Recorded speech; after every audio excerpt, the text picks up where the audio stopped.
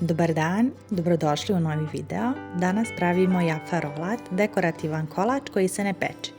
Izmrvite 300 g Jaffa keksa, nasickate 100 g krem bananica, nasickate 80 g oraha i to stavite u jednu činiju kao što vidite ovdje na videu. Zatim istopite 50 g margarina sa 50 ml mlijeka na umjerenoj temperaturi. Onda sa tim istopljenim margarinom i mlijekom zalijete ovu smjesu i sve fino izmiješate i sjedinite kao što vidite ovdje na videu. Ovu smjesu zatim istresete na alu foliju i oblikujete rolat. Rolat onda stavite u frižider ili zamrzivač nekih pola sata da vam se fino stigne.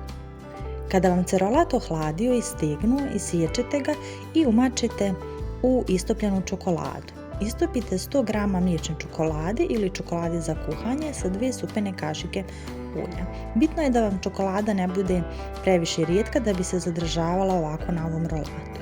Možete da dekorišete po vašem izboru, gore da pospijete neki mljeveni keks kao što sam ja uradila ili samo da ostavite ovako. Nadam se da vam se ovaj recept svidio. Ukoliko želite, isprobajte ga, napišite mi dole u komentar kako vam se svidio ovaj video, a mi se čujemo u nekom narednom videu. Ćao!